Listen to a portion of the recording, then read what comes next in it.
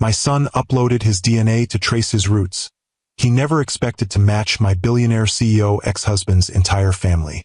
Your biological father isn't dead, I said, each word feeling like glass in my throat. His name is Dominic Harlow, and we were married for 3 years. My son stared at me, shock rendering him momentarily speechless. Then, the Dominic Harlow? The guy who's always in the tech magazines? The Harlow Innovations guy. I nodded, watching my son's world reshape itself before my eyes. You lied to me my entire life. Lucas's voice hardened, the initial shock giving way to anger. You told me he was dead. I was trying to protect you, I said, reaching for his hand, which he pulled away. Dominic wasn't a good man by the end of our marriage. The power, the money, it changed him. That wasn't your choice to make. Lucas stood abruptly, his chair scraping against the floor. He's my father. I had a right to know him, to decide for myself. Have you ever wondered what it would be like to discover that everything you believed about your family was built on a foundation of lies? What would you do if a simple DNA test suddenly connected you to one of the wealthiest, most powerful families in America? This is the story of a mother's desperate attempt to protect her child, a father who never knew he had a son, and a 16-year-old boy caught in the middle of a past he never knew existed. I'm Mr. Harrison, and today I'm sharing the remarkable story of how a birthday gift changed 3 lives forever. If you've ever faced a moment when truth and lies collided in your own life, this story will resonate deep in your soul. Give this video a like if you believe in the power of truth to overcome even the most carefully crafted deception. The manila envelope arrived on a Tuesday, unremarkable except for the stylized double helix logo in the corner that made my stomach clench the moment I saw it. I knew what it contained before my son even burst through the front door, his face alight with the particular excitement that only a 16-year-old on the verge of discovery can radiate. Mom! The results came, Lucas called, dropping his backpack in the hallway despite my countless reminders about proper storage. Can we open them now? I forced a smile, setting aside the stack of student essays I'd been grading. Of course, it's your DNA test after all. The irony of those words wasn't lost on me as I watched Lucas tear into the envelope. His DNA test, his heritage, his identity, all the secrets I'd carefully guarded for 16 years, potentially unraveled by a birthday gift from his well-meaning aunt who thought it would be fun to explore our family tree. This is so cool, Lucas murmured, spreading the papers across our kitchen table. Look at all these ethnicity percentages. I didn't know we had Eastern European ancestry. Your grandmother always mentioned a great-grandfather from Prague, I said automatically, the practiced lie sliding easily from my lips even as my eyes scanned the documents for the section I truly feared, the DNA matches. Lucas flipped to the next page, and I saw the moment everything changed. His eager expression froze, brows drawing together in confusion as he stared at a name listed under close family matches. Mom! His voice had lost its excitement, replaced by a bewilderment that made him sound suddenly younger. Who's Dominic Harlow? The room seemed to tilt slightly, the name I hadn't heard spoken aloud in 16 years hanging in the air between us. Dominic Harlow, tech visionary, billionaire CEO of Harlow Innovations, my ex-husband, Lucas's biological father, and apparently a man who had also taken a DNA test. Mom! Lucas repeated, his eyes, so like his father's, fixed on my face.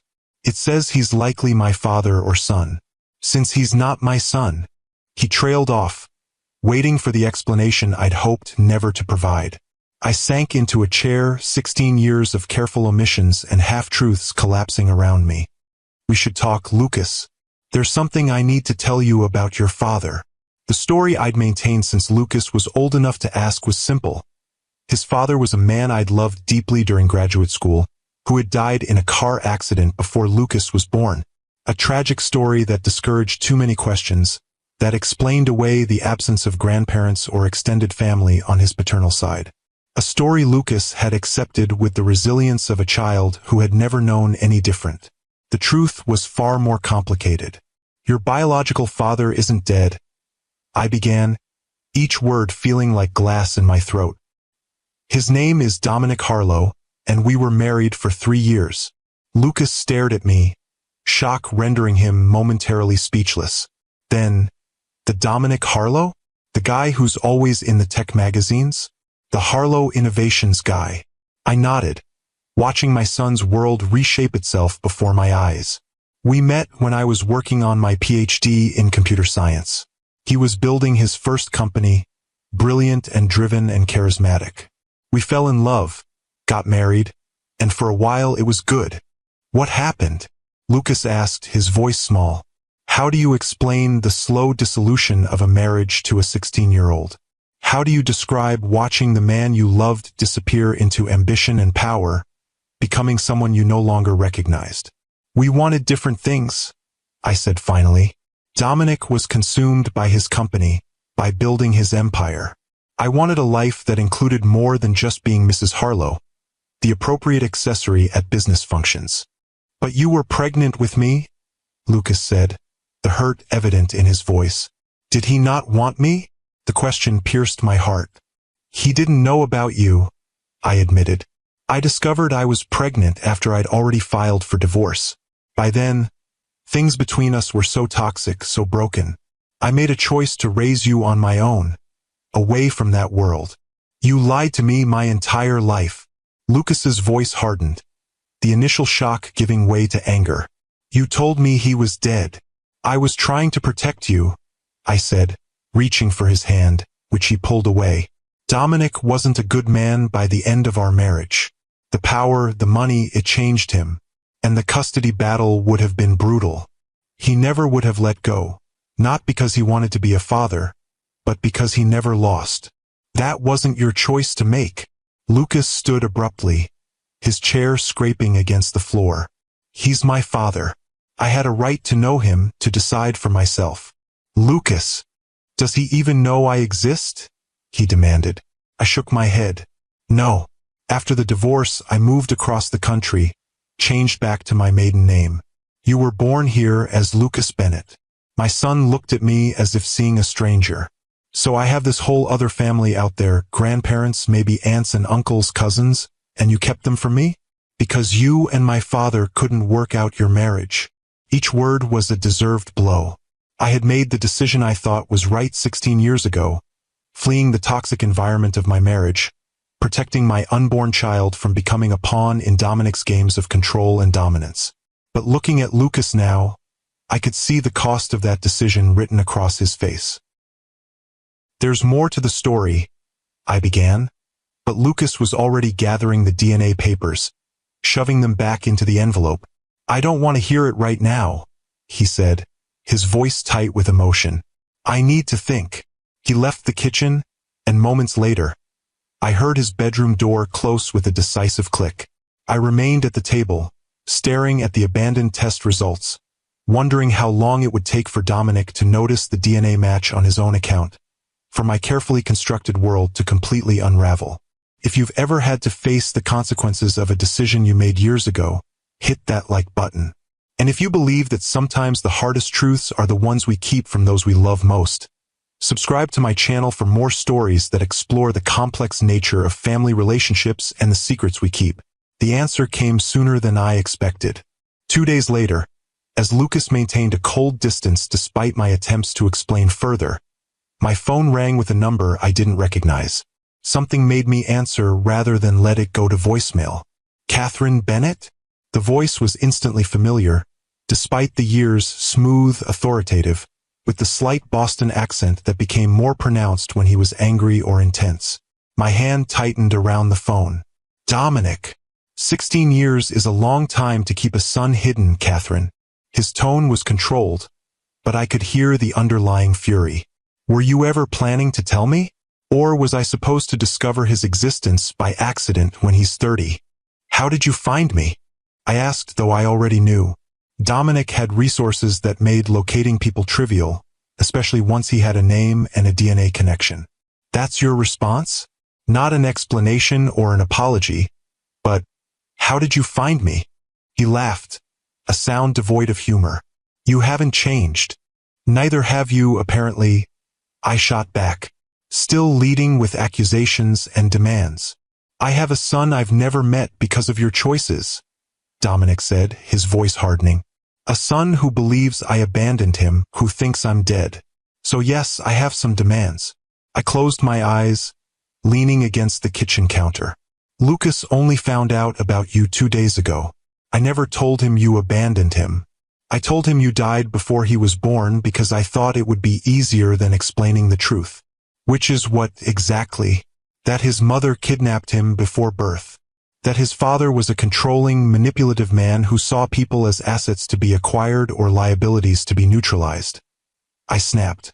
That I was protecting him from being raised in a toxic environment where his value would be measured by how well he performed, how perfectly he fit into your vision of a legacy. Silence stretched between us, heavy with 16 years of unspoken words. I want to meet him, Dominic said finally. He's my son. I have that right. It's not that simple. It is exactly that simple, he interrupted. Either you arrange it or my lawyers will. Your choice, Catherine. The threat hung in the air, and I knew it wasn't empty. Dominic had the resources to make my life a legal nightmare, to potentially even seek retroactive custody arrangements despite Lucas being 16. Lucas is angry with me right now, I said, softening my tone. He feels betrayed. Rushing into a meeting with you might not be the best thing for him emotionally. Don't use his emotional state as a shield, Dominic said, but his voice had lost some of its edge.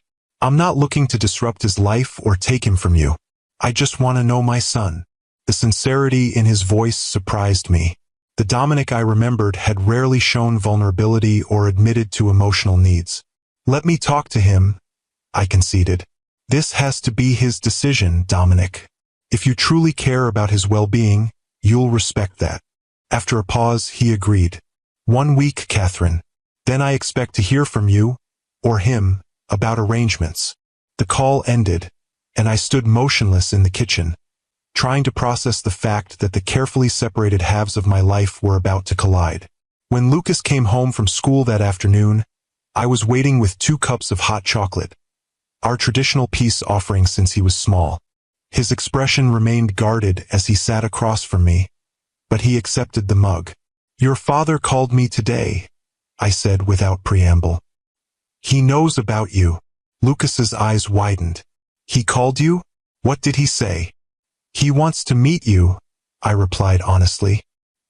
He's angry with me for keeping you from him, but he seemed genuinely interested in knowing you. Of course he's angry, Lucas said, a hint of accusation still in his voice. You stole 16 years from both of us. The words stung, but I couldn't deny their truth. I made the decision I thought was right at the time, Lucas. The man I left was not someone I wanted raising my child. But people can change in 16 years, and regardless of my feelings about Dominic, you have the right to form your own relationship with him. Lucas studied me, suspicion giving way to cautious hope. So you're saying I can meet him? If that's what you want, I said, though the words felt like surrender. But I'd like to be there for the first meeting at least. Why? So you can control the narrative. The bitterness in his tone was new, a reflection of the trust I'd broken. Because I'm still your mother, and I still want to protect you, I said quietly. Not from knowing your father, but from being hurt if this doesn't go the way you hope. The Dominic I knew was complicated, brilliant, charismatic, but also calculating. I want to make sure he's meeting you for the right reasons. Lucas considered this, turning the mug between his hands. I looked him up online, he admitted. There's so much about his companies, his innovations, his wealth, but almost nothing about him personally. It's like he's a brand, not a person. That's fairly accurate, I said. He was always intensely private about his personal life, even before he became famous. There were some articles about his family, though, Lucas continued, about the Harlow dynasty. His father founded the original company, and his grandfather was some kind of industrial magnate. There are cousins who run other businesses, an uncle who's a senator. He looked up at me. That's my family too, isn't it? All those people. The wonder in his voice made my chest ache. In trying to protect Lucas from Dominic's influence, I had also denied him knowledge of his heritage, his extended family, the sense of belonging to something larger than our small two-person unit. Yes, I acknowledged. The Harlows are a prominent family, especially in Boston. Your grandfather, Edward Harlow, was a formidable businessman in his own right before Dominic eclipsed him. Were they good people? Lucas asked, the question so direct and earnest that it caught me off guard. I considered my answer carefully. Edward was traditional, demanding. He expected excellence from his children and wasn't particularly warm.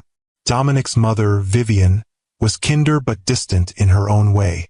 I only met them a handful of times, usually at formal family events where everyone was on their best behavior. And the rest of them? The cousins and everyone. I didn't know them well, I admitted. Dominic wasn't close to his extended family. There was always an undercurrent of competition between the various branches of the Harlows. Lucas absorbed this information, his expression thoughtful. I want to meet him, he said finally. And eventually the rest of them too. I want to know where I come from. I nodded, accepting the inevitable. I'll contact him tomorrow to arrange it. No, Lucas said, a new determination in his voice. I want to do it. It's my relationship to build. Looking at my son, so suddenly grown up, so clearly at a crossroads between childhood and the adult he would become, I realized I had to let go of the control I'd maintained for 16 years. Okay, I agreed. But promise me you'll be careful. Not everyone values family connections for the right reasons. Lucas's expression softened slightly, the first thaw in the frost between us. I know, Mom. I'm not naive. I just need to do this. The meeting was arranged for the following Saturday at a neutral location, an upscale restaurant with private dining rooms that Dominic selected. Lucas spent the morning alternating between nervous excitement and studied nonchalance, changing his outfit 3 times before settling on dark jeans and a button-down shirt that made him look older than his 16 years. I dressed carefully as well, armoring myself in a simple but elegant dress that reminded me I was no longer the overwhelmed young woman who had fled her marriage. I was Dr. Catherine Bennett now, tenured professor of computer science, mother of an exceptional son, a woman who had built a life on her own terms. We arrived at the restaurant 15 minutes early at my insistence. The maitre d' led us to a private room in the back, where a table was set for 3. He's not here yet, Lucas noted, a hint of disappointment in his voice. We're early, I reminded him, though I suspected Dominic's timing was deliberate. He had always understood the power dynamics of making an entrance. Sure enough, exactly at the appointed time, the door opened, and Dominic Harlow stepped into the room. 16 years had treated him well. The ambitious young entrepreneur I'd married had matured into a commanding presence. His dark hair now threaded with distinguished silver at the temples. His lean frame impeccably clothed in what I knew would be a bespoke suit. But it was his eyes I noticed first. The same striking blue-gray that looked back at me from Lucas's face every day. Those eyes fixed on our son with an intensity that made me instinctively move closer to Lucas. For a moment, no one spoke. Then Dominic broke the silence. Lucas, he said, his voice softer than I remembered it. Thank you for agreeing to meet me. Lucas stood straighter, and I saw him consciously resist the urge to fidget. Thank you for wanting to meet me, he replied with surprising poise. Dominic's gaze shifted to me, a complex mix of emotions crossing his face. Catherine, you look well. As do you, I acknowledged, determined to maintain civility for Lucas's sake. An awkward silence descended as we took our seats, the weight of 16 years of separation and secrets pressing down on the table between us. I don't know where to begin, Dominic admitted, a rare confession of uncertainty from a man known for his decisive leadership. There are so many questions I want to ask, so many things I want to know about you. Same, Lucas said, his earlier confidence faltering slightly. It's weird. Yesterday I didn't have a father, and today I have this whole other life I never knew about. You've always had a father, Dominic corrected with a pointed glance at me. You just didn't know I existed. I bit back a retort, reminding myself this wasn't about Dominic and me anymore. It was about Lucas. Maybe we could start with something simple, I suggested. Lucas is an exceptional student, particularly in mathematics and computer science. He's already taking college-level courses. A flash of pride crossed Dominic's face. Following in both our footsteps, then. Your mother was one of the most brilliant programmers I ever met, he told Lucas. She could see solutions that eluded everyone else. The unexpected compliment caught me off guard.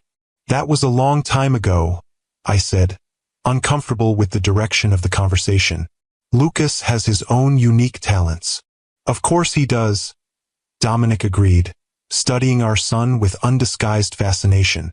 But genetics are powerful things. It's remarkable to see the combination of us in him.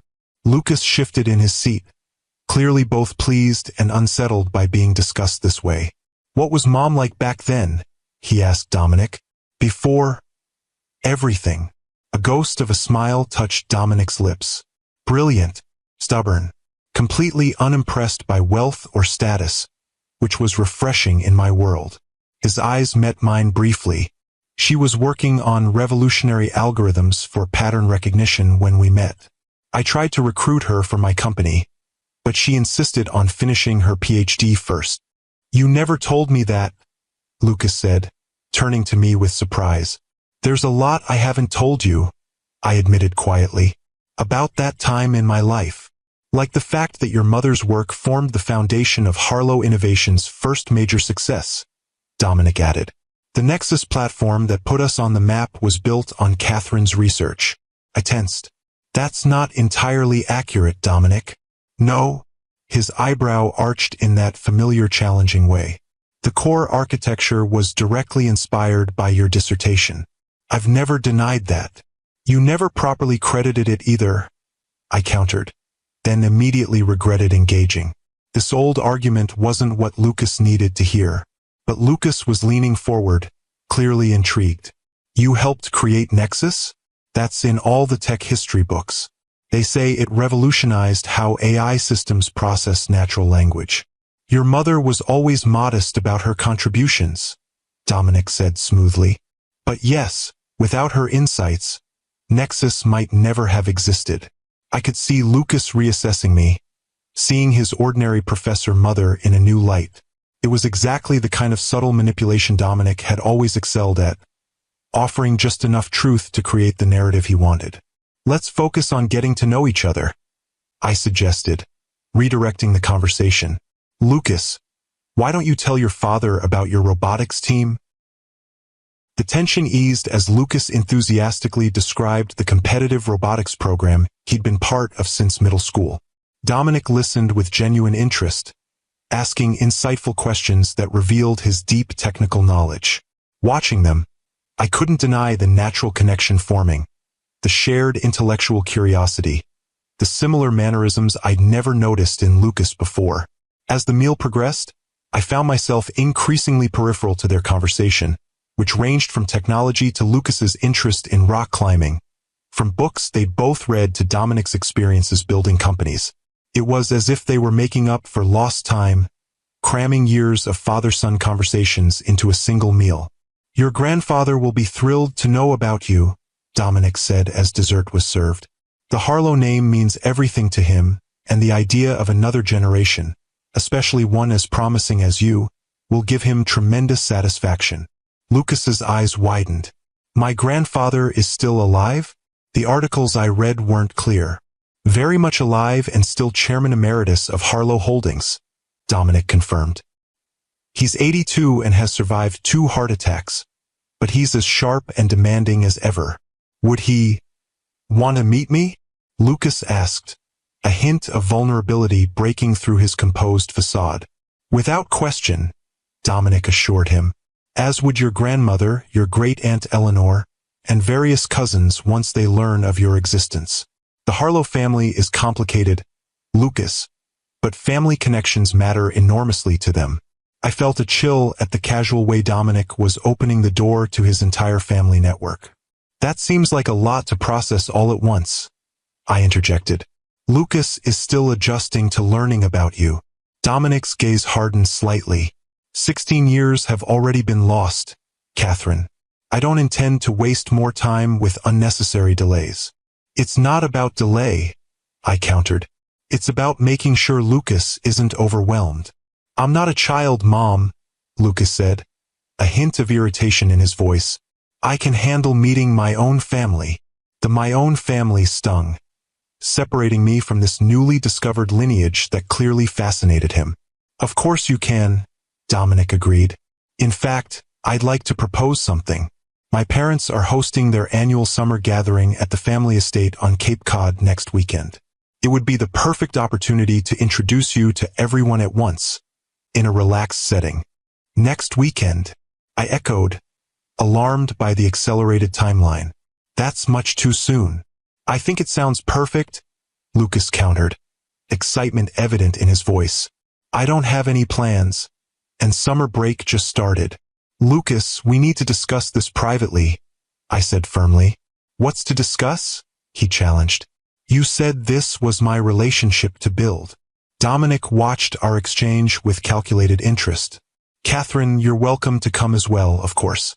I understand your concerns about Lucas meeting the family without you present. The invitation surprised me. You want me at a Harlow family gathering? Your mother could barely tolerate me when we were married. That was a long time ago, Dominic echoed my earlier words. And regardless of our past, you're Lucas's mother. Your presence would make this transition easier for him. His reasonableness was disarming, making me the obstacle if I refused. It was a familiar dynamic from our marriage. Dominic positioning himself as the rational one while I appeared emotional or difficult. I'll consider it, I said finally, unwilling to commit while feeling so off balance. Excellent. Dominic smiled, the expression transforming his face in a way that reminded me painfully of why I'd fallen for him all those years ago. In the meantime, Lucas, I'd like to get to know you better. Perhaps you could show me your robotics project tomorrow? We could have lunch afterward. Lucas looked to me, seeking permission despite his earlier assertions of independence. If that's what you want, I said, recognizing I couldn't stand in the way of this relationship without damaging my own connection with my son. As the meeting concluded, Dominic shook Lucas's hand, then pulled him into an unexpected embrace. Over our son's shoulder, his eyes met mine, and I saw something I couldn't quite interpret. Triumph, certainly, but also something that might have been gratitude. Outside the restaurant, as we walked to our car, Lucas was quiet, processing the encounter. He's not what I expected, he finally said. What did you expect? I asked carefully. I don't know. Someone colder, I guess. More like a typical CEO. Lucas glanced at me. He seems to really want to know me. I believe he does, I admitted. Dominic always valued intelligence and potential. He sees both in you. Is that a bad thing? Lucas asked, picking up on my tone. I chose my words carefully. No, but it's important to remember that people can want relationships for complex reasons.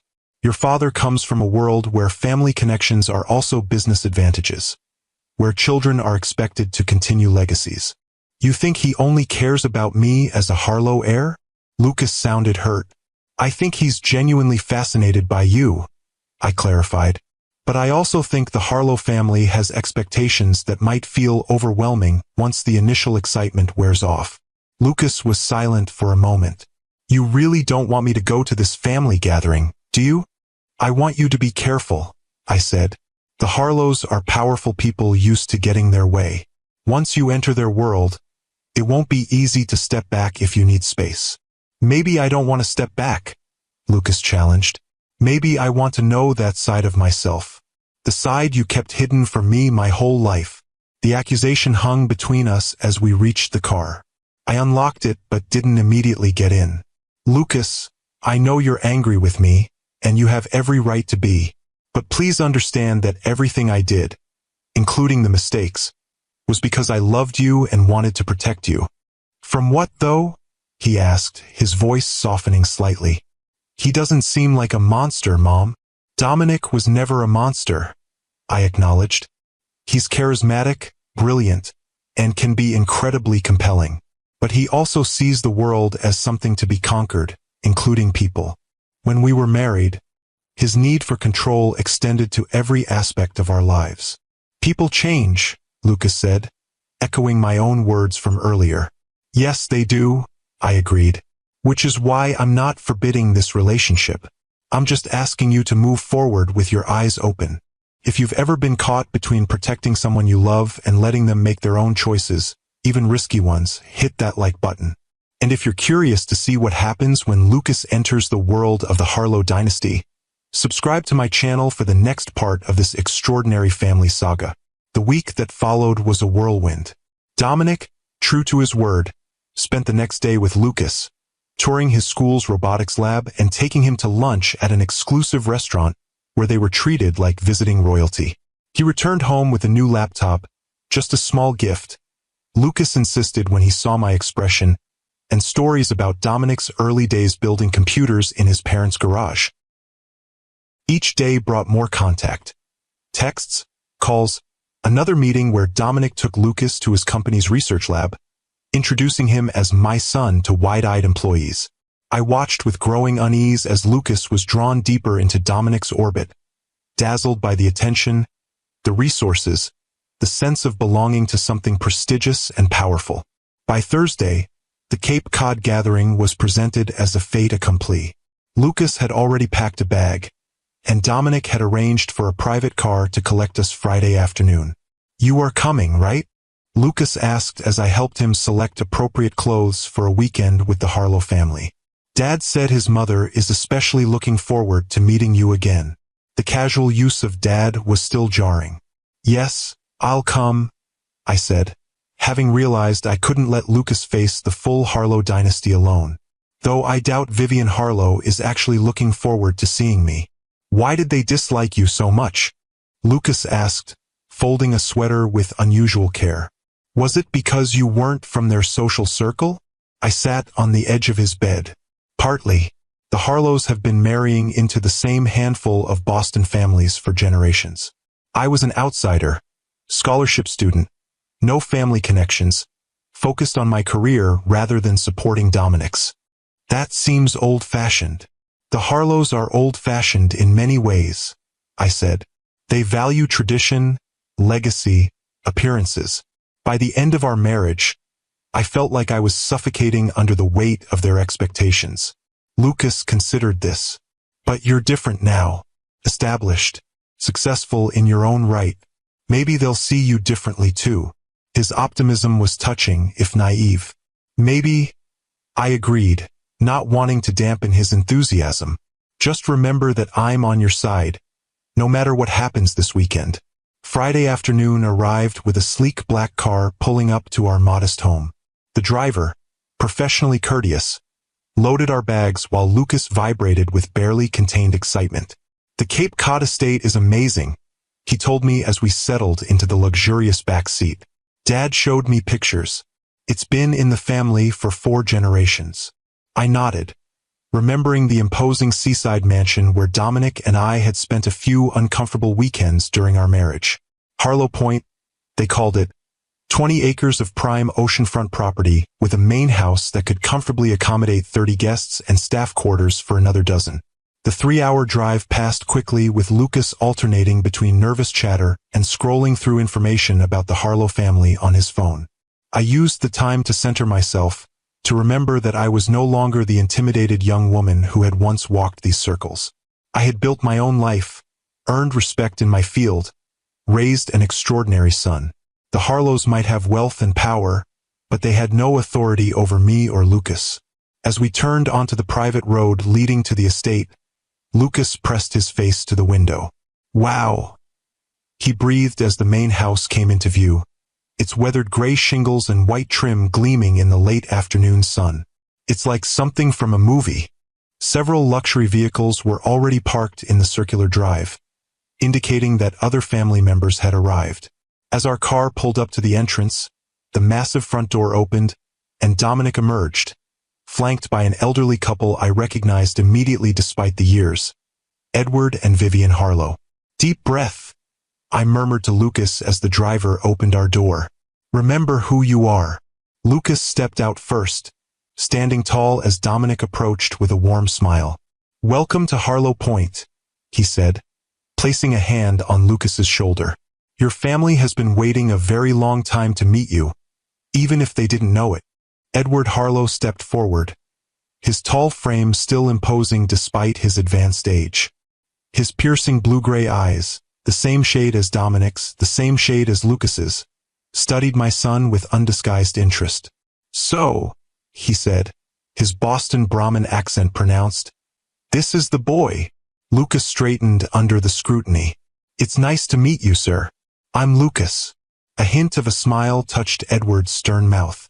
"Lucas, a good name. Strong."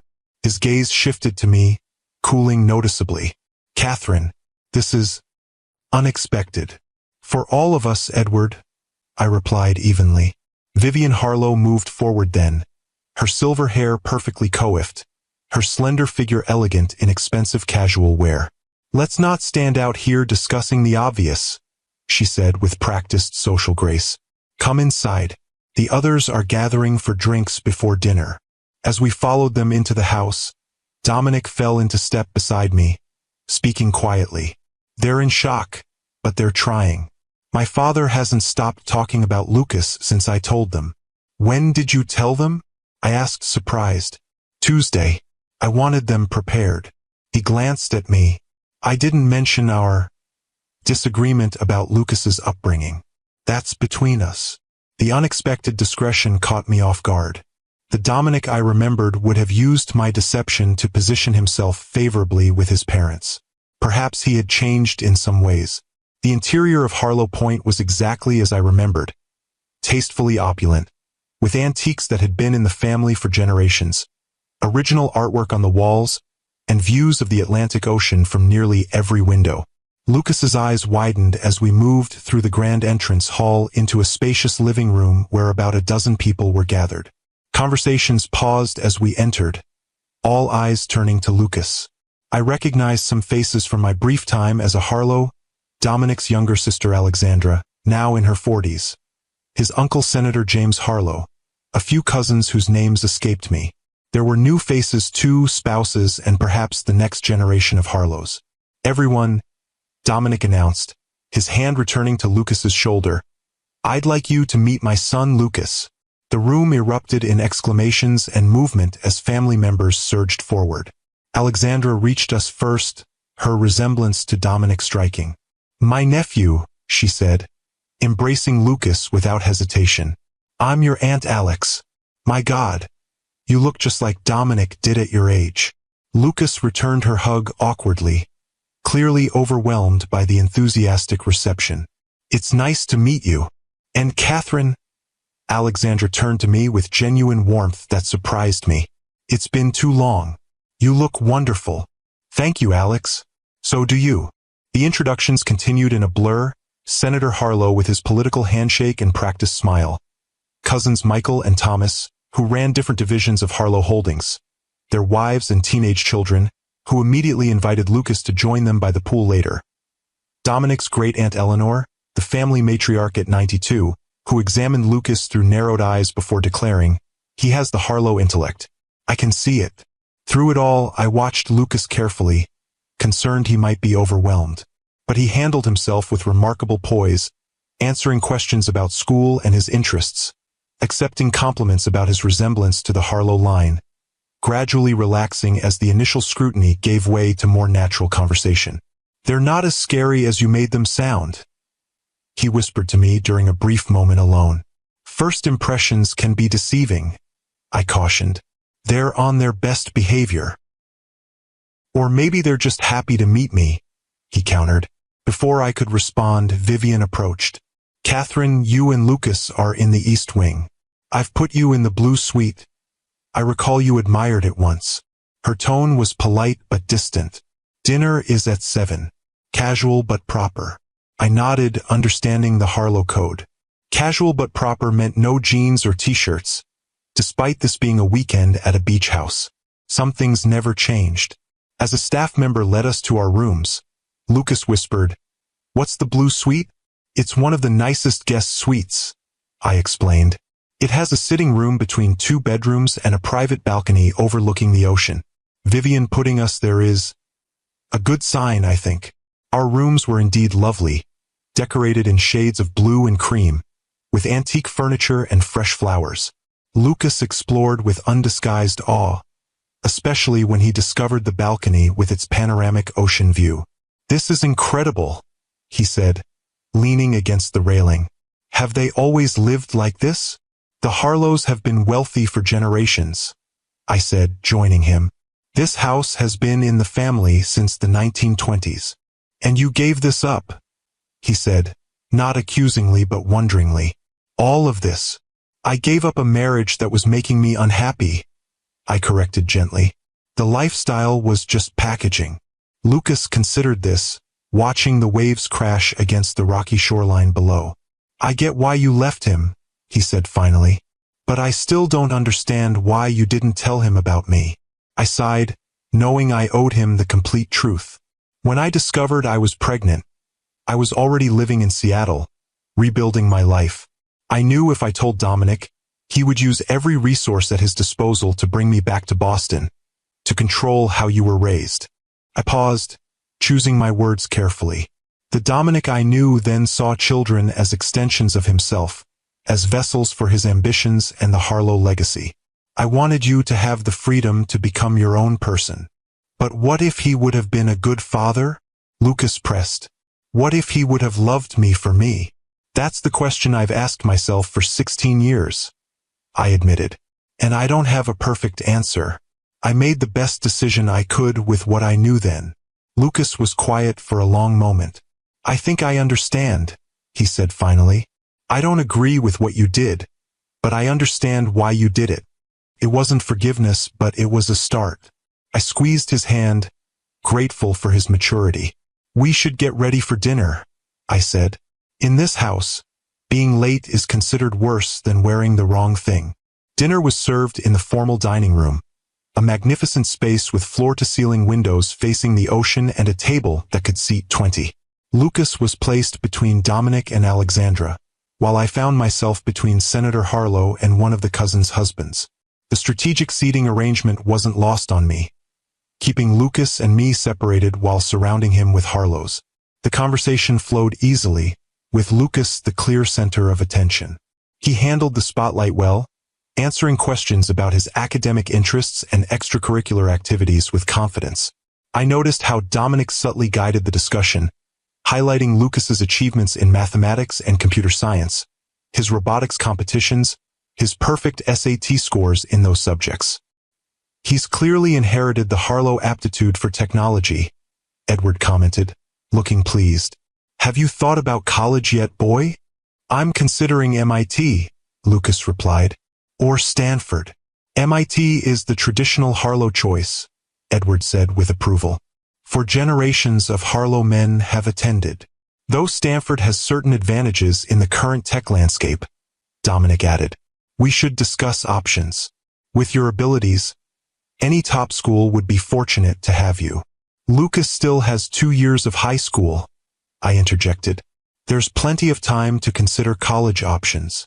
"It's never too early to plan for the future," Edward countered, "especially for a young man with Lucas's potential.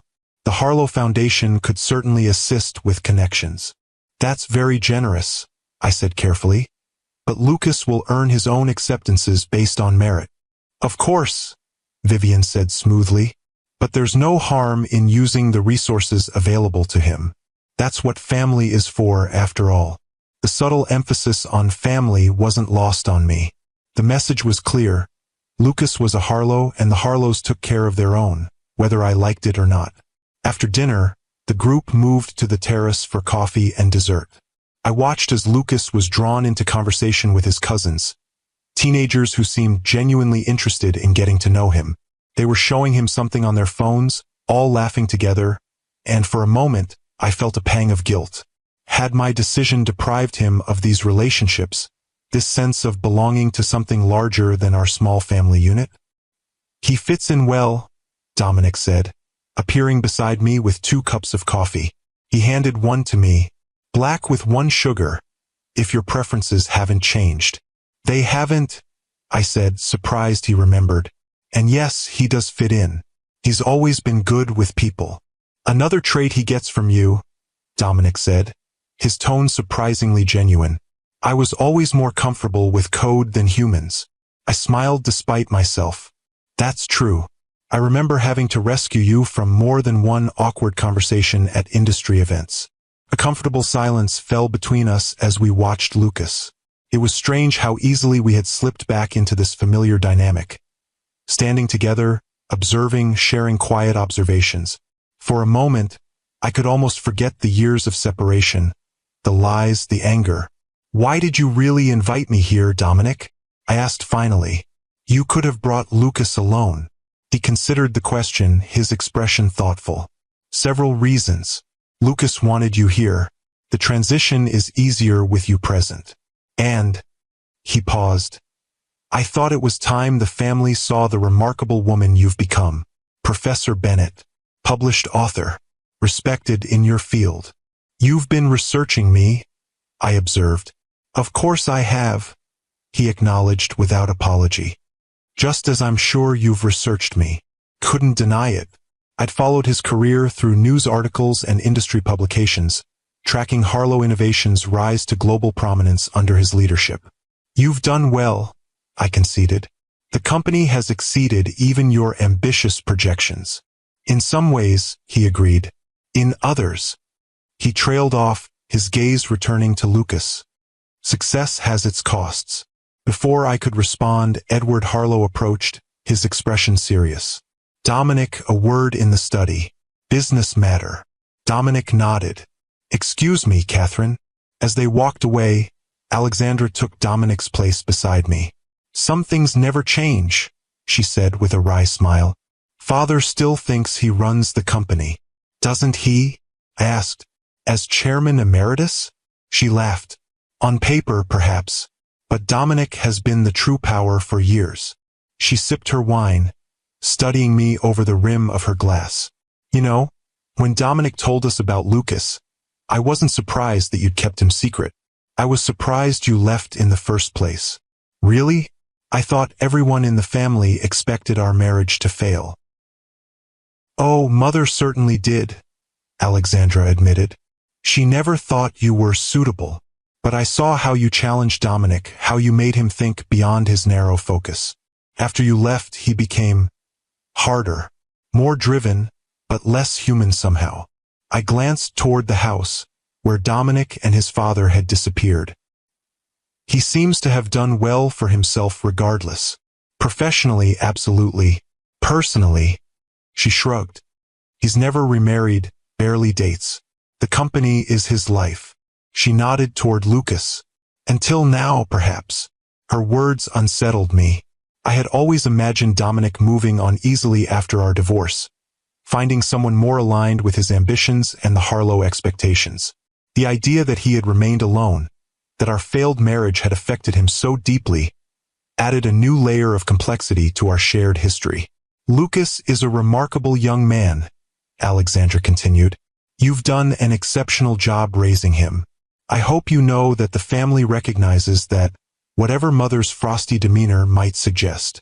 Thank you, I said, genuinely touched by her kindness. That means a lot. The evening continued pleasantly, with Lucas gradually relaxing into the unfamiliar environment.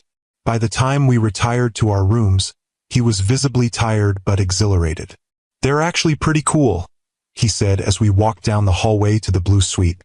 Aunt Alex invited me sailing tomorrow, and Grandfather wants to show me his collection of first edition computer science books. Grandfather, I echoed, noting the quick adoption of the term. Lucas shrugged, looking slightly embarrassed. That's what the cousins call him. It felt weird to say Mr. Harlow when everyone else was saying grandfather. I nodded, understanding his desire to fit in. Just remember what I said about moving slowly. This is all very new. I know, Mom, he said with the slight exasperation of a teenager who thinks they're being unnecessarily cautioned. But they're my family. It's not like they're strangers. But they were strangers, I thought as I prepared for bed later.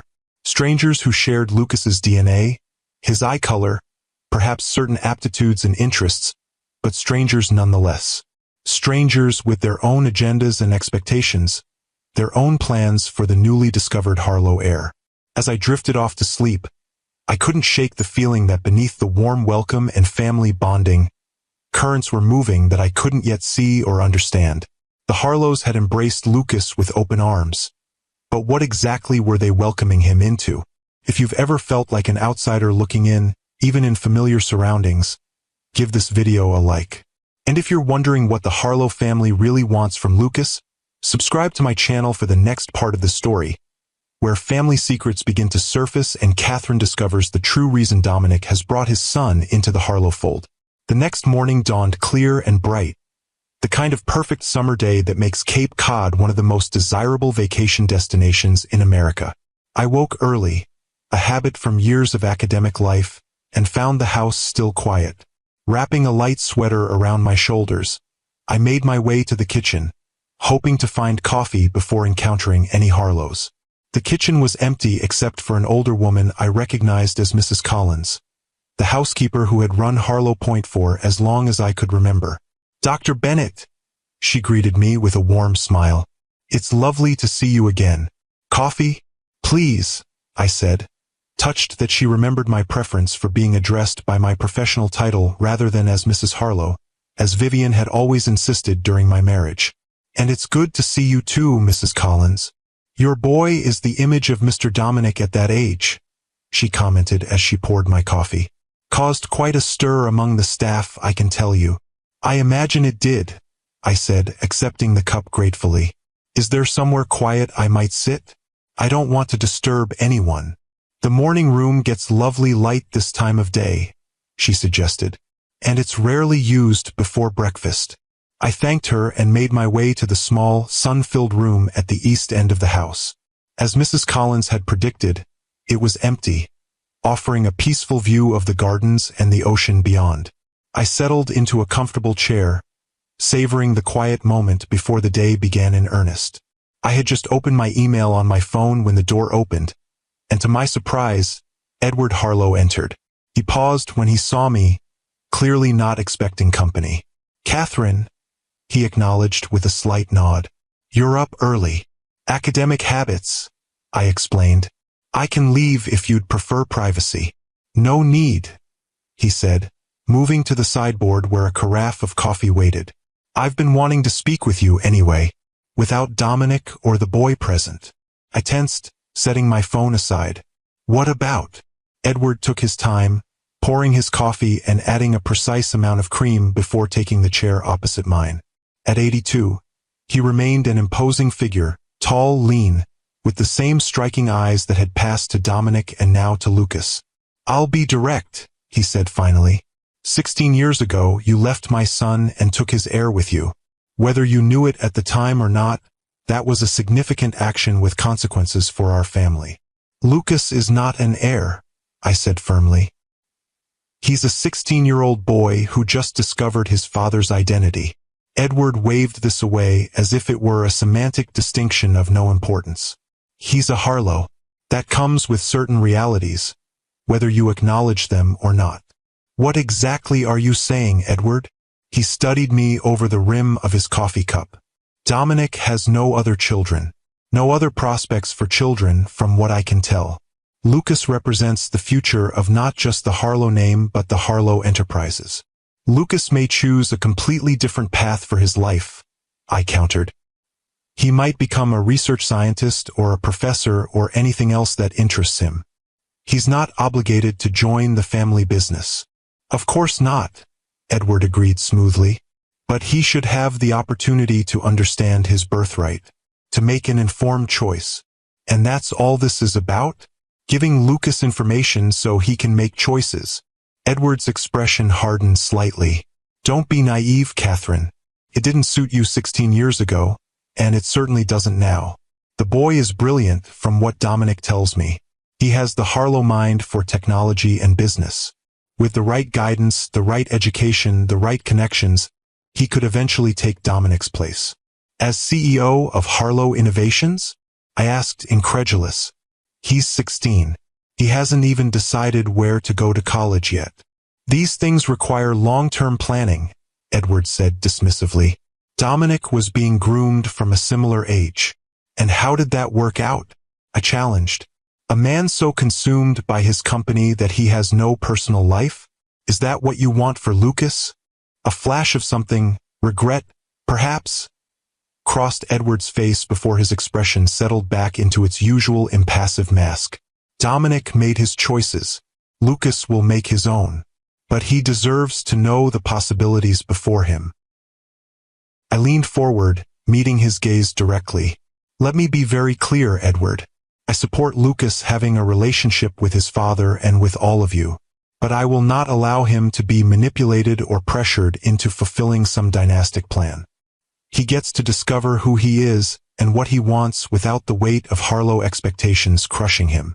Edward studied me for a long moment, then surprised me with a slight smile. You haven't changed either, have you? Still fighting for what you believe is right? Consequences be damned. He set his cup down. It's what Dominic needed in a partner. Pity neither of you realized it at the time. Before I could respond to this unexpected assessment, the door opened again, and Lucas appeared, already dressed for the day in khaki shorts and a polo shirt. Mom? Mrs. Collins said I might find you here. He paused, noticing Edward. Oh, good morning, grandfather. Good morning, Lucas, Edward replied, his tone warming noticeably. I was just having a pleasant chat with your mother. Are you ready for our tour of the library this morning? Yes, sir, Lucas said eagerly. Mom mentioned you have first editions of some classic computer science texts.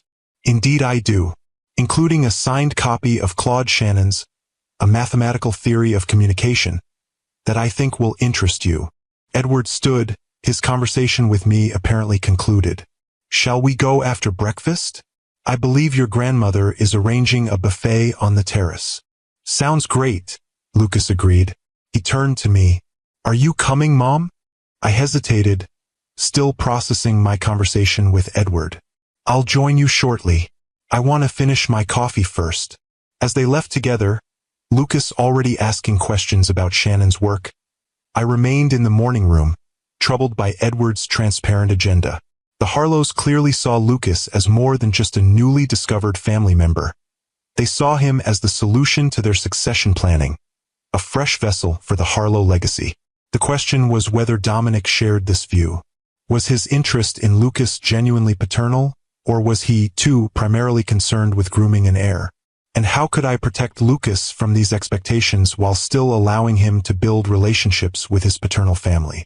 I was still pondering these questions when Alexandra found me an hour later, now sitting on the terrace watching Lucas and his teenage cousins playing an impromptu game of touch football on the lawn. He's fitting in well, she observed, taking the chair beside me. The cousins have already adopted him as one of their own. They seem like good kids, I acknowledged. They are, she agreed, though they've all grown up with the Harlow name hanging over them. It's not always easy being part of this family. I glanced at her, curious about her candor. You seem to have managed it well enough. Alexandra laughed, the sound surprisingly bitter. Have I? I run the charitable foundation, sit on the boards of cultural institutions, married appropriately, produced 2 Harlow heirs. I've fulfilled every expectation except the one that matters most. I've never been Dominic. What do you mean? She sighed, watching the teenagers on the lawn. In this family, there's only room for one star, one visionary. That's always been Dominic. The rest of us orbit around him, reflecting his light. She turned to me. Father's already sizing Lucas up as the next Dominic. I saw them in the library earlier, deep in conversation about quantum computing or some such thing. The old man was practically glowing with pride. Lucas is his own person, I said firmly.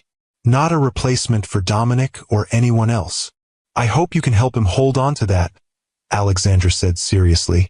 It's easy to lose yourself in the Harlow expectations. I should know. Her words reinforced my earlier concerns. Before I could respond, Dominic appeared on the terrace, looking relaxed in casual weekend attire that probably cost more than my monthly mortgage payment. There you are, he said, approaching us. "I've been looking for you, Catherine. I thought you might like to see the changes to the gardens. You always had suggestions for improvements when we visited." The invitation surprised me. "I'd like that," I said, curious about his motives. As we walked through the meticulously maintained gardens, now more beautiful than I remembered with new water features and sculpture installations, Dominic kept the conversation light, pointing out rare plant specimens and architectural elements. It was only when we reached a secluded bench overlooking the ocean that he broached more serious topics. "My father spoke to you this morning," he said. Not a question but a statement. "He did," I confirmed. "About Lucas's birthright and the Harlow legacy." Dominic sighed, running a hand through his silver-streaked hair. "I apologize for that. Father is traditional in his thinking.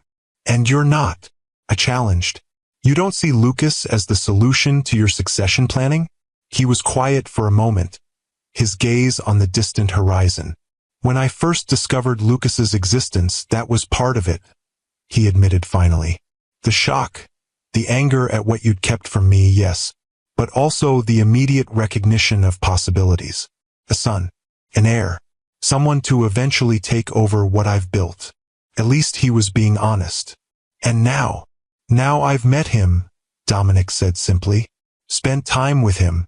He's not just a concept anymore, not just a potential successor. He's a person, brilliant, thoughtful, with his own ideas and interests." He turned to me. "You've done an extraordinary job raising him, Catherine. He's everything I could have hoped for in a son, and nothing like what I expected." The sincerity in his voice caught me off guard. "What did you expect? Someone more like me, I suppose, driven by ambition, hungry for success and recognition. But Lucas is different.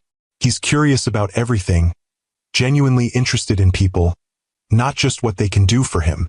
A rueful smile touched his lips. "He's more like you in that way." I wasn't sure how to respond to this unexpected vulnerability. "He has your focus," I offered. "When he's working on a problem, the world disappears around him. And your analytical mind." Dominic nodded, accepting this. "Nature and nurture, I suppose. He got the best of both of us." He paused, choosing his next words carefully.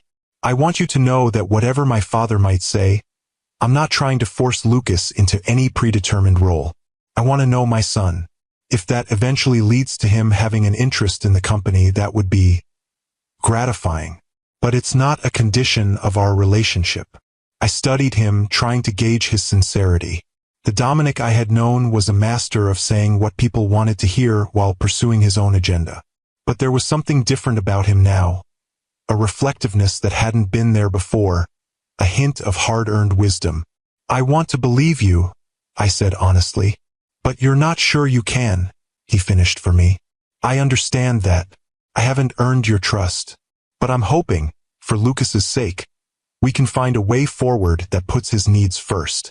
"That's all I've ever wanted," I said quietly. Dominic nodded, then stood. "We should get back. Alexandra is taking Lucas and the cousins sailing this afternoon. You're welcome to join them, of course." "I think I'll let Lucas have that experience on his own," I decided. "It's good for him to build relationships with them independently." "Wise as always," Dominic said with a small smile. "Some things don't change." As we walked back toward the house, I found myself in the strange position of cautiously reassessing Dominic. Was it possible that 16 years had genuinely changed him? That fatherhood, even this delayed version of it, was bringing out a different side of him? Or was this all an elaborate performance designed to lower my guard? The afternoon passed pleasantly, with Lucas and the cousins returning from sailing full of stories and laughter. Dinner that evening was more relaxed than the previous night, with Lucas now comfortable enough to join in the family banter and even gently tease his newfound relatives. I watched him, both proud of his adaptability and concerned about how quickly he was being absorbed into the Harlow fold.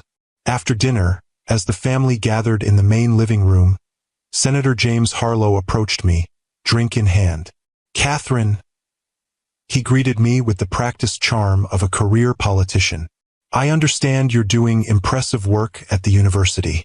Artificial intelligence ethics, is it? Among other things, I confirmed, surprised he knew my research focus. Fascinating field, he said, sipping his scotch.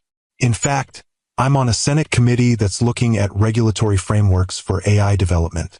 We could use more expert voices like yours in the conversation. I raised an eyebrow. Are you offering me a consulting position, Senator? He smiled. Let's call it an exploratory conversation. The committee has funds for technical advisors. It would involve occasional trips to Washington, testimony before the committee, that sort of thing. Quite prestigious, and the compensation is appropriate. The offer was unexpected and suspiciously well-timed. That's very interesting, I said carefully, though I have to wonder why now, when my work has been published and available for years. The senator had the grace to look slightly abashed. Well, the Harlow connection certainly brought you to my attention. Family networks have their uses. He leaned closer, lowering his voice.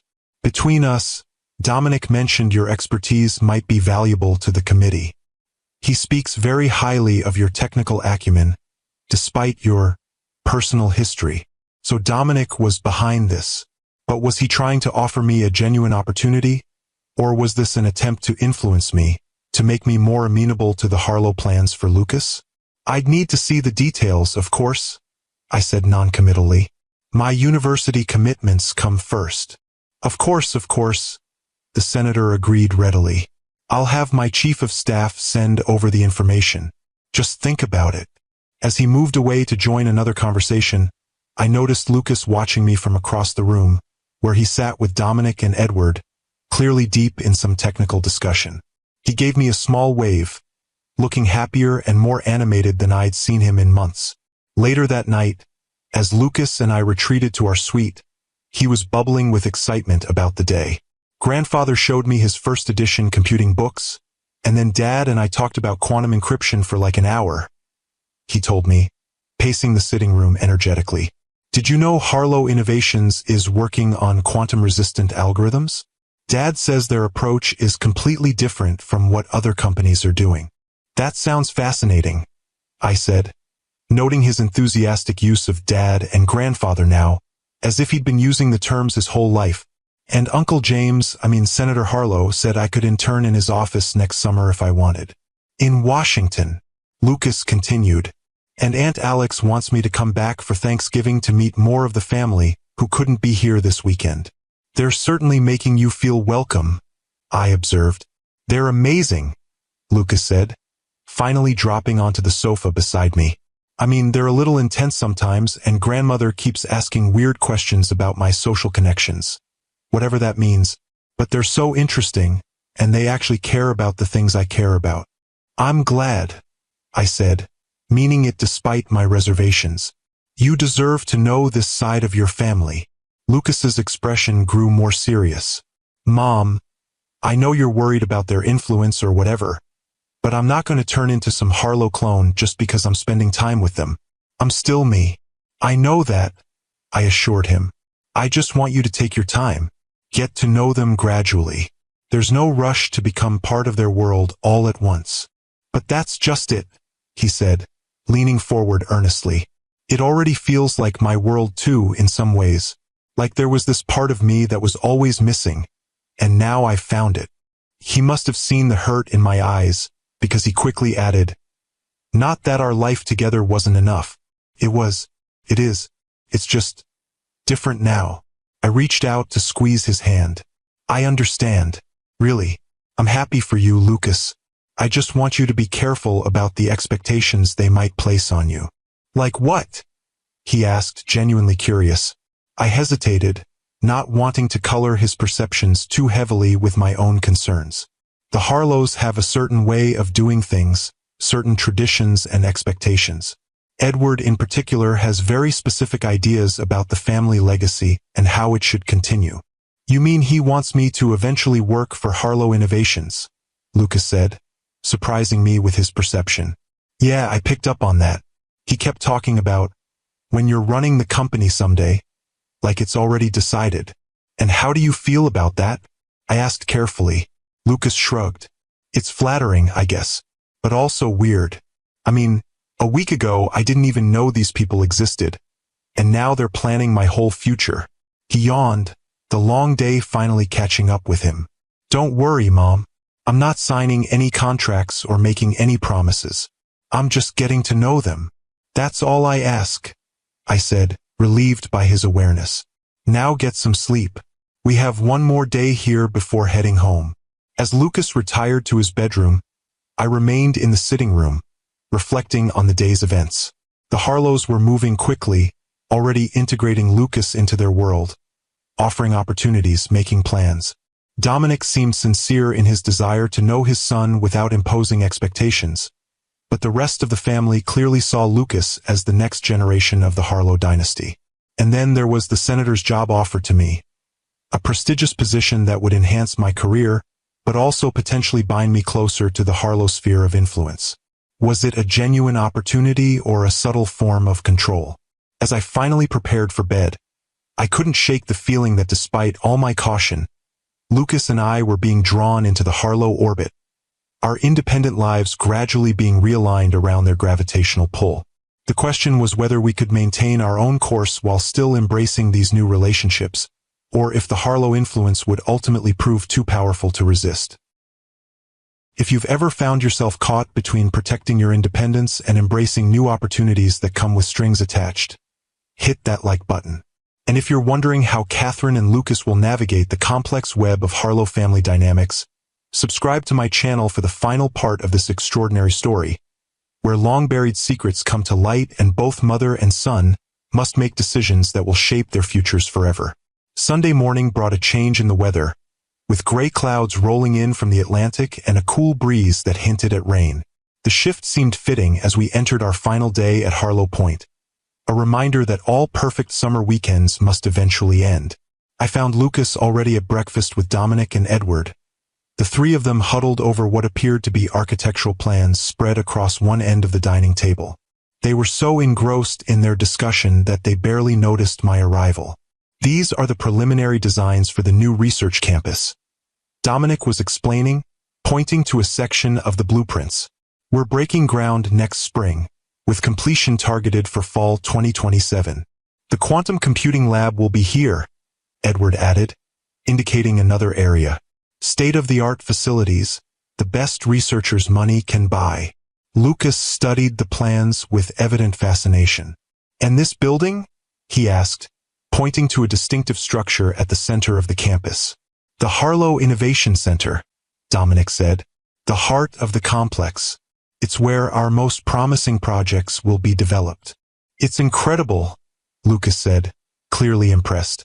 The whole design is so forward-thinking. Perhaps you'll work there someday, Edward suggested, his tone casual but his intent obvious. Or even lead it. I cleared my throat as I approached, making my presence known. Good morning. All three looked up with varying degrees of guilt on their faces. Lucas, the most transparent, quickly straightening as if caught doing something wrong. Mom, we were just looking at the plans for Dad's new research campus. It's amazing. So I heard, I said, helping myself to coffee from the sideboard. It sounds very impressive.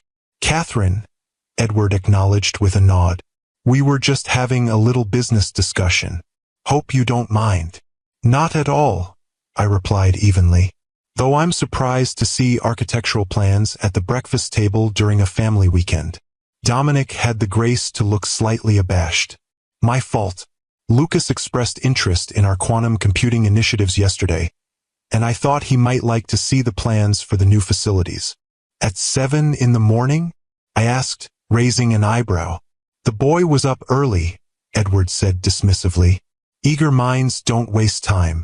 Before I could respond, Vivian entered the dining room, impeccably dressed despite the early hour. There you all are. Edward, the Whitmores will be arriving at 11 for brunch. I need you to handle Richard while I entertain Christine. Edward nodded, already folding up the architectural plans. Of course, dear. I'll show Richard the new additions to the wine cellar. That should keep him occupied. The Whitmores? I asked, taking a seat at the table. Family friends, Vivian explained with practiced politeness. Richard is on the board of Harlow Holdings, and their daughter Eliza is home from her first year at Yale. I thought it would be nice for her to meet Lucas. The orchestration was so transparent I almost laughed. Not even 48 hours after discovering Lucas's existence, Vivian was already arranging potential suitable matches from the appropriate social circle. Actually, Mrs. Harlow, I said, keeping my tone pleasant, Lucas and I will need to leave by 10. We have a long drive back, and he has school tomorrow. Vivian's smile tightened almost imperceptibly. Surely you can stay for brunch. The Whitmores are so looking forward to meeting Lucas. Richard has been particularly interested since Dominic told him about our newly discovered grandson. I'm sorry, but we really do need to get back, I insisted. Perhaps another time. Lucas looked between us, clearly sensing the tension. Mom, could we stay just a little longer? I'd like to meet Dad's board members. The dad still jarred me, especially in this context. Lucas, we discussed this. You have that physics project due tomorrow that you haven't finished. I can work on it in the car, he countered. Or tonight when we get home. Dominic intervened smoothly. Your mother's right, Lucas. School comes first. There will be plenty of other opportunities to meet the Whitmores and other family associates. He turned to me. But perhaps you could stay for a quick coffee before you leave? There's something important I'd like to discuss with both of you.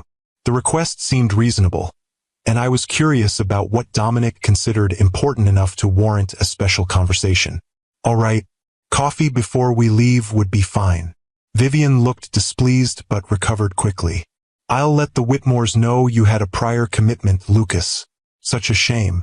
Eliza is a lovely girl, very accomplished in mathematics herself. As she swept out of the room, Lucas gave me a questioning look. Was she trying to set me up with some girl I've never met? Welcome to the Harlow way, I said dryly. Appropriate social connections are cultivated early. Edward chuckled, surprising me. Your mother always did cut straight to the heart of things. Yes, Vivian was hoping to introduce you to a suitable young lady from a good family. It's how things have always been done. But I'm 16, Lucas protested. And I've only known I'm a Harlow for like 5 days. Never too early to build the right relationships, Edward said, unperturbed. But your mother is right about school coming first. Excellence in education has always been the foundation of Harlow success. After breakfast, Lucas went to pack his things while I took a final walk along the beach, trying to process the whirlwind weekend. The Harlows had welcomed Lucas with open arms, but their welcome came with clear expectations and a roadmap for his future that had been drawn without any input from him, or me. When I returned to the house, Dominic was waiting in his private study, a handsomely appointed room with leather-bound books lining the walls and a view of the ocean. Lucas was already there, seated in one of the comfortable chairs across from Dominic's desk. Catherine, come in, Dominic said, rising as I entered. Can I offer you coffee? Or something stronger, perhaps. Coffee is fine, I said, taking the seat beside Lucas. What's this about, Dominic? He waited until a staff member had brought coffee and left before speaking. I wanted to discuss Lucas's future, specifically his education. I tensed immediately. What about it? Lucas is entering his junior year of high school, Dominic said, his tone reasonable and measured. A critical time for college preparation. I'd like to offer my support in ensuring he has every possible advantage. I appreciate that, I said cautiously, but Lucas is doing extremely well at his current school.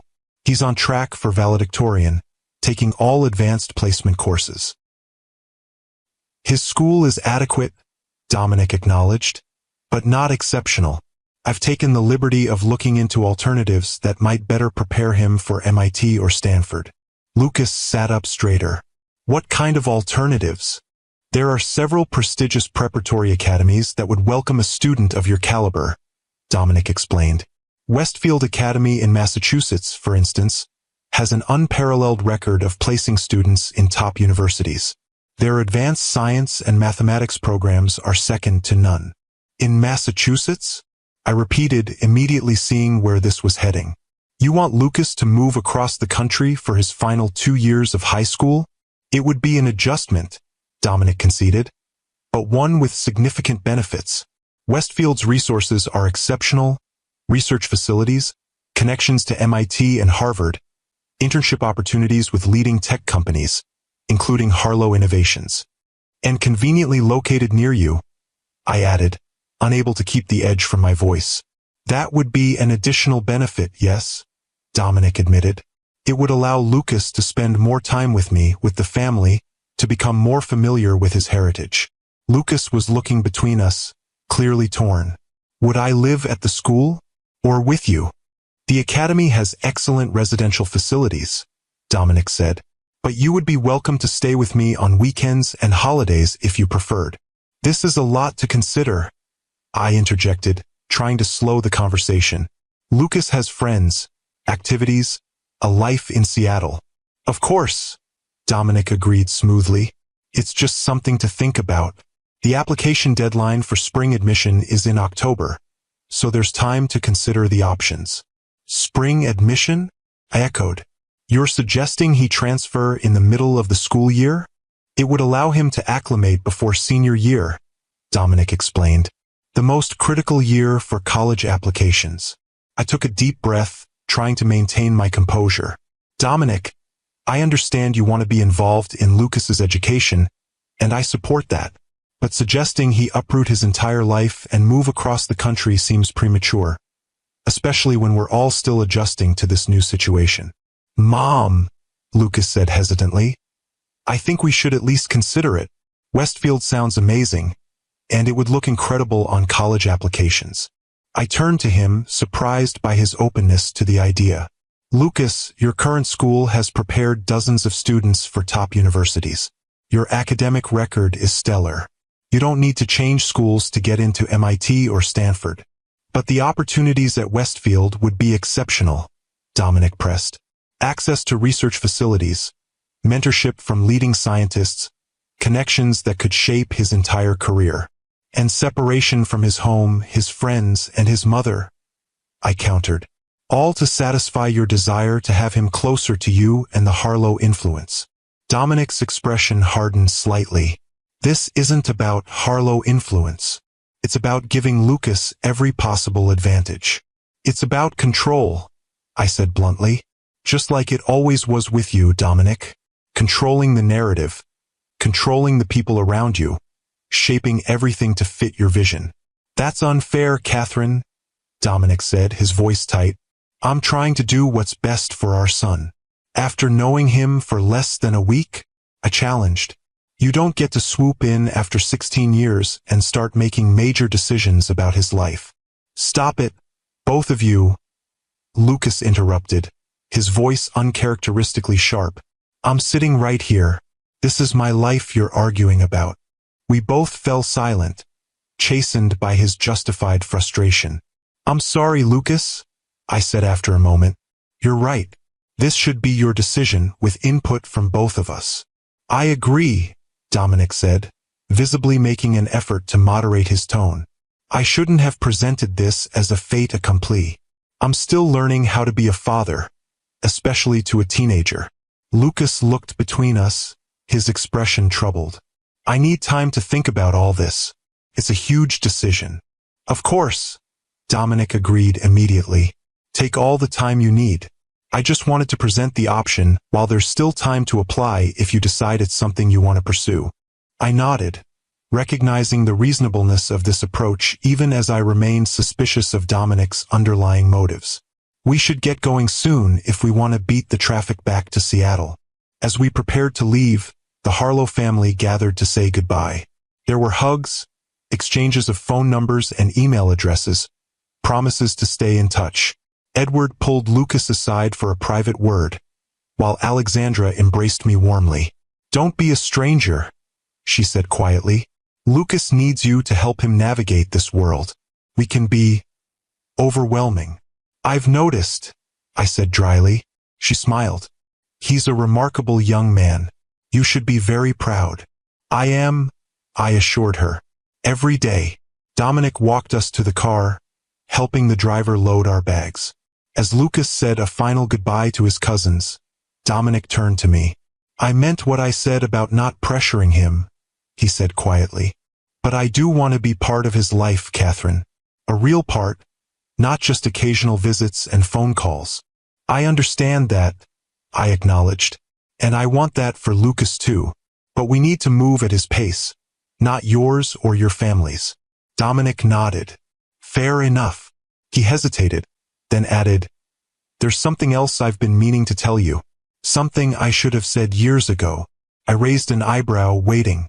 "You were right to leave," he said simply. "Our marriage had become toxic, and I was largely to blame.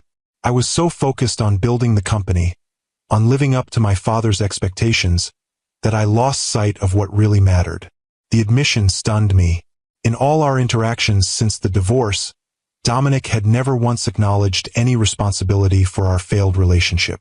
"Why are you telling me this now?" I asked. "Because I don't want to make the same mistakes with Lucas," he said. "I don't want to be the father my father was to me. Demanding, critical, never satisfied. I want to be better." And I thought, maybe acknowledging the past might help us move forward more constructively. There was a sincerity in his eyes that I hadn't seen in years, a vulnerability that the old Dominic would never have allowed himself to show. For the first time, I considered the possibility that fatherhood might truly be changing him, forcing him to confront patterns and behaviors he'd never questioned before. "Thank you for saying that," I said finally. "It means a lot." Lucas rejoined us then, and the moment passed. Final goodbyes were said, and soon we were driving away from Harlow Point, the imposing house growing smaller in the rearview mirror. For the first hour of our journey, Lucas was quiet, staring out the window at the passing landscape, clearly processing the events of the weekend. I let him have his space, responding to work emails on my phone and giving him time to gather his thoughts. Finally, he turned to me. "They're not what I expected." "The Harlows?" I asked. "In what way?" "They're more intense, more focused on the family name and legacy than I thought they would be." He hesitated. "Grandfather kept talking about my responsibilities as a Harlow, about continuing the tradition of excellence." "That sounds like Edward," I said carefully. "But Dad seems different," Lucas continued. "More balanced, I guess. He talks about the company a lot, but he also asked about my friends, my interests outside of school. He seemed to really want to know me as a person." I nodded, acknowledging this observation. Dominic was always more complex than his father, more capable of growth and change. "Do you think he's changed?" Lucas asked directly. "Since you were married to him?" I considered the question seriously. "I think he might have. 16 years is a long time and people can evolve." The Dominic I knew was brilliant and charismatic, but also controlling and obsessed with success. The man I saw this weekend seems more reflective, more aware of the costs of that single-minded focus. "He told me he regrets how things ended between you," Lucas said, "that he didn't appreciate what he had until it was gone." This surprised me. "He said that to you?" Lucas nodded. "When we were talking yesterday, he said you were the only person who ever stood up to him, who challenged him to be better, and that he didn't realize how important that was until you were gone." I didn't know how to respond to this revelation. The idea that Dominic had not only reflected on our failed marriage but had shared those reflections with Lucas was unexpected and somewhat unsettling. "What do you think about Westfield?" Lucas asked, changing the subject. Honestly, I took a deep breath, wanting to give him a thoughtful answer rather than an emotional reaction. "I think it's an excellent school that would provide amazing opportunities. I also think it would mean a major life change at a time when you're already dealing with a lot of new information and relationships." "But you don't want me to go," he pressed. "I want what's best for you," I said carefully. "And yes, selfishly, I don't want you to move across the country. But more importantly, I want you to make this decision for the right reasons, because it's what you truly want for your education and future, not because you feel pressure to please your new family or to make up for lost time with your father." Lucas nodded, absorbing this. "I don't know what I want yet. It's all happening so fast." "You don't have to decide anything right now," I assured him. "Take your time. Research the school. Think about what you really want from your high school experience. And remember that whatever you decide, I'll support you. Even if I decide to go to Westfield? He asked, watching my face carefully. The question pierced my heart, but I kept my expression steady. Even then, it would be hard for me, but your happiness and your future come first. Lucas reached over and squeezed my hand, a gesture that reminded me of the little boy he had been not so long ago. Thanks, Mom, for everything, for raising me on your own, for building a good life for us. I know I've been angry about the secrets, but I understand why you made the choices you did. Tears pricked at my eyes, but I blinked them away. Thank you for saying that. It means more than you know. The rest of our drive passed more comfortably, with Lucas sharing stories about his conversations with various Harlow relatives and his impressions of the family dynamics. By the time we arrived home, exhausted from the emotional weekend, we had reached a tentative new understanding. Lucas would explore his relationship with the Harlows at his own pace, and I would do my best to support him without letting my own complicated history with Dominic color his experience. The next few weeks brought a new normal to our lives. Lucas maintained regular contact with Dominic through texts, calls, and video chats.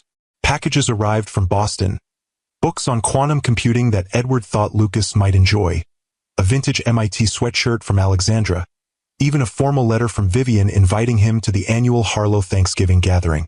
Dominic, true to his word, didn't pressure Lucas about Westfield, though he did send information about the school and offered to arrange a visit whenever you're ready to consider it. He also began making plans to visit Seattle monthly, scheduling his business trips to coincide with Lucas's robotics competitions and other important events. I watched these developments with cautious optimism, grateful that Dominic seemed to be respecting the boundaries we had established, while still building a meaningful relationship with his son. Lucas, for his part, was thriving under the additional attention, his initial anger about my deception gradually giving way to an understanding of the complex circumstances that had led to my decisions. It was during Dominic's second visit to Seattle, about a month after our weekend at Harlow Point, that another unexpected revelation changed our evolving family dynamic once again. Dominic had come to watch Lucas compete in a regional robotics championship. His team placed second, a significant achievement that had Lucas beaming with pride, as we all went to dinner afterward to celebrate. The evening had gone surprisingly well, with easy conversation and genuine laughter, until Lucas excused himself to the restroom, leaving Dominic and me alone at the table. He's remarkable, Dominic said, watching Lucas weave through the restaurant. Every time I see him, I'm more impressed. He is, I agreed.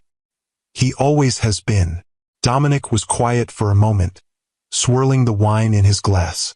I've been thinking a lot about what you said at Harlow Point about my need for control, about how it destroyed our marriage. I tensed, not expecting this turn in the conversation. Dominic, we don't need to rehash the past. I think we do, he said quietly. At least this part of it, because it affects Lucas and how we move forward as whatever we are now. Co-parents, I suppose. I nodded reluctantly, acknowledging the point. All right, what about it? You were right, he said simply. I was controlling, obsessed with building the company, with proving myself to my father, with creating the perfect life according to the Harlow blueprint. I didn't see you as a partner but as a component in that plan. The admission was so direct, so uncharacteristically self-aware, that I was momentarily speechless. What changed? I finally asked. You never acknowledged any of this during our divorce or in the years since. Dominic's expression grew distant. About 5 years after you left, I had a health scare. Nothing serious in the end, exhaustion, stress, a minor cardiac event that served as a warning. But it forced me to stop, to really look at what I'd built and what it had cost me. His eyes met mine. I had everything my father had ever wanted for me. A successful company, wealth, influence, respect in the industry, and I had no one to share it with. No one who cared about me beyond what I could do for them. I felt an unexpected pang of sympathy. I'm sorry you went through that alone. It was my own doing, he acknowledged. But it changed me, or at least started the process. I began to question the values I'd been raised with, the definition of success I'd never examined. I even started therapy, if you can believe it. A Harlow in therapy. He smiled ruefully. My father nearly had a real heart attack when he found out. I'm glad you got help, I said sincerely. It takes courage to examine yourself that way. Not as much courage as it took for you to leave, he countered. To start over with nothing, pregnant and alone, rather than stay in a situation that was destroying you. He paused. I've always wondered, if you had told me about the pregnancy, do you think things might have been different between us? The question caught me off guard. It was one I had asked myself countless times over the years, especially during the difficult early days of single parenthood. I don't know, I answered honestly. I'd like to think it might have been a wake-up call for both of us, that we might have found a way to make things work. But the truth is, we were broken beyond repair by then. And you weren't in a place to be the kind of father I wanted for my child. And now, he asked quietly, what kind of father do you think I can be to Lucas now? I considered the question carefully, looking at the man before me. Still ambitious and driven, still a force of nature in the business world, but also more reflective, more aware of his own limitations and flaws. I think you can be a good one, I said finally. If you remember that Lucas is his own person, not an extension of you or a vessel for the Harlow legacy. If you value him for who he is, not what he might become or do for the family name. Dominic nodded slowly. That's what I want. To know him, to support him, to be there for him in ways my father never was for me. He hesitated, then added, and I want us to find a way to co-parent effectively, despite our history. For Lucas's sake. I want that too, I agreed. It won't always be easy, but I think we're off to a decent start. Lucas returned then, sliding back into his seat with a curious glance between us. What are you guys talking about? You both look so serious. Just discussing how proud we are of you, Dominic said smoothly, and making plans for my next visit. I was thinking I might stay a bit longer next time, perhaps a week instead of a weekend, if that's all right with both of you. Lucas looked to me, clearly wanting my approval before responding. That sounds fine, I said, appreciating that Dominic had included me in the decision. Lucas has fall break coming up in October. You could spend some real time together then. Perfect, Dominic said with a genuine smile. I'll clear my schedule. As we finished our meal and parted ways for the evening, Dominic to his hotel, Lucas and I to our home, I found myself reflecting on how dramatically our lives had changed in just a few short months. The secret I had guarded for 16 years was now in the open, forcing all of us to adapt to a new reality that none of us had anticipated. The following week brought another development when Lucas approached me one evening as I was grading papers in my home office. Mom, can we talk about something important? He asked, hovering in the doorway. I set aside my work immediately. Of course. What's on your mind? He came in and sat in the chair across from my desk, his expression serious. I've been researching Westfield Academy, looking at their programs, their college placement statistics, student reviews, everything I could find. My heart sank, but I kept my expression neutral. And what do you think? It's an amazing school, he said. Their science and math programs are incredible. And they have this special research track where students work directly with professors from MIT and Harvard on real projects. That does sound exceptional, I acknowledged, preparing myself for what was coming next. But I don't want to go, Lucas continued, surprising me. At least not right now. I blinked, trying not to show my relief too obviously. May I ask why? It seems like it would offer exactly the kind of academic challenge you thrive on. Lucas was quiet for a moment, gathering his thoughts. A few reasons. First, I don't want to leave my friends and my robotics team right before senior year. We've been working together for years, and I want to finish what we started. I nodded, understanding the importance of those relationships. Second, he continued, I think it would be too much change all at once. I'm still getting used to having Dad in my life, learning about the Harlows, processing all of that. Moving across the country to a new school, living in a dorm or with Dad on weekends, it's just too much right now. His maturity and self-awareness impressed me. Those are very thoughtful reasons. And third, he said, meeting my eyes directly, I don't want to leave you. Not yet. We've always been a team, just the two of us. I'm not ready to change that so drastically. Tears pricked at my eyes, but I blinked them back. Oh, Lucas, you know I would support you no matter what you decided. I know, he said with a small smile.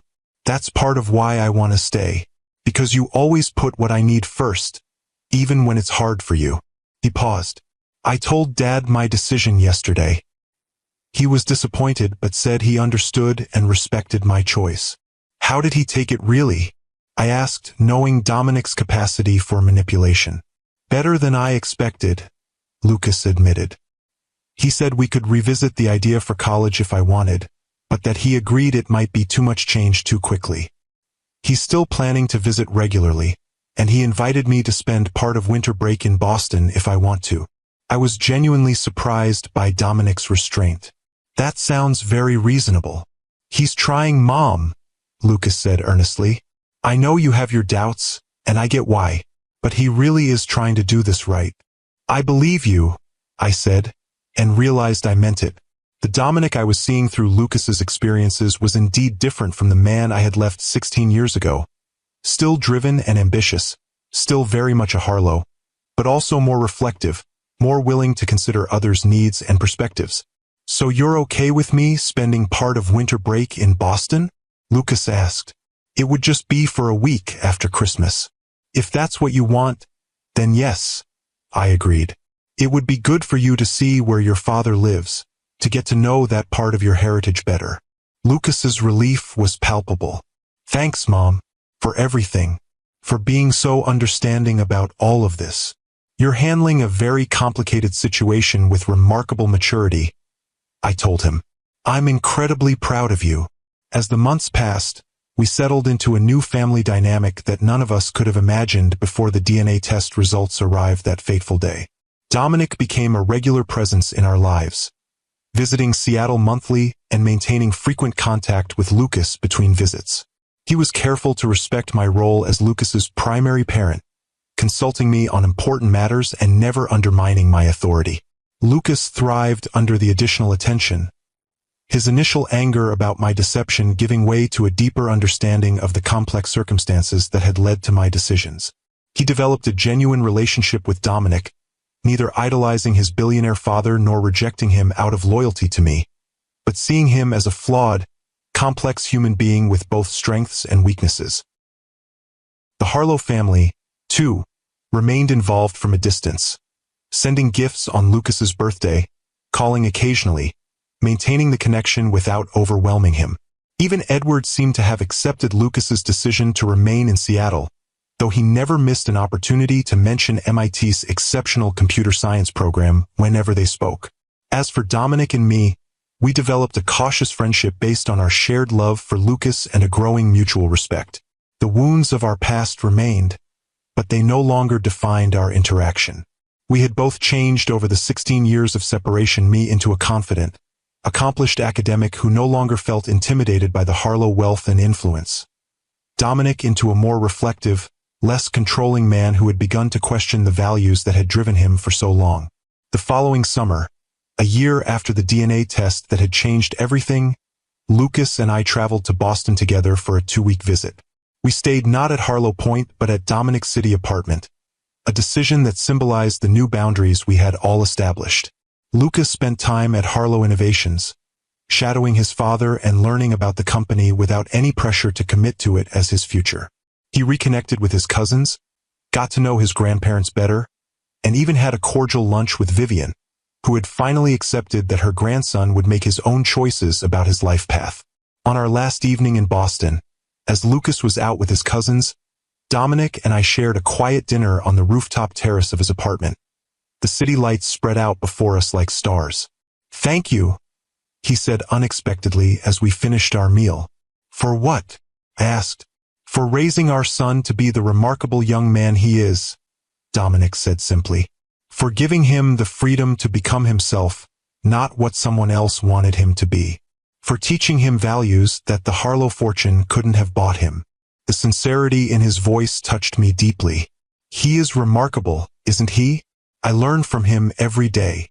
As do I, Dominic agreed. He hesitated, then added, I've been thinking a lot about what might have been. If things had been different between us. If I had been different. That's a dangerous road, I cautioned. We can't change the past.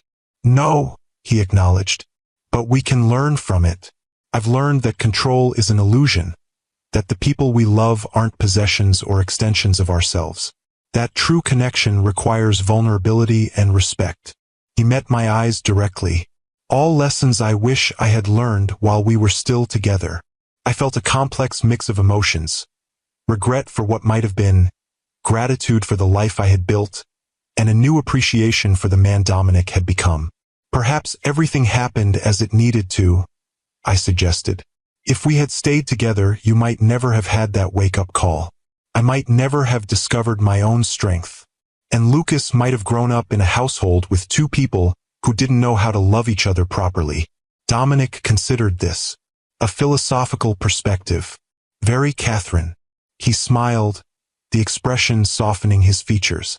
You may be right, but I still regret the pain I caused you, and the years I lost with Lucas. We can't change the past, I repeated, but we can shape the future. And I think we're doing a pretty good job of that so far. Don't you? Better than I could have hoped, he agreed. Co-parenting with you is surprisingly rewarding. You challenge me to be a better father, a better person. And you've expanded Lucas's world in ways I couldn't have alone, I acknowledged. Your influence in his life has been positive, despite my initial fears. We fell into a comfortable silence, watching the city lights twinkle against the darkening sky. It wasn't a perfect ending. Life rarely provides those. But it was a beginning of something new and unexpected. A family reconfigured by truth, shaped by forgiveness, bound together not by obligation but by choice. When Lucas returned later that evening, flushed with excitement from his night out with his cousins, he found Dominic and me still on the terrace, engaged in easy conversation about Lucas's college options. He paused in the doorway, watching us with a smile. You two look like you're actually enjoying each other's company, he observed, joining us at the table. Your mother has always been excellent company, Dominic said, when she's not calling me on my nonsense. Which is most of the time, I added dryly. Lucas laughed, the sound carrying across the night air. I never thought I'd say this, but I'm kind of glad I took that DNA test, even with all the drama it caused. So am I admitted. Though perhaps next time you decide to uncover life-altering family secrets, you could give me a little warning. Where would be the fun in that? Lucas grinned, his expression so like Dominic's that it momentarily took my breath away.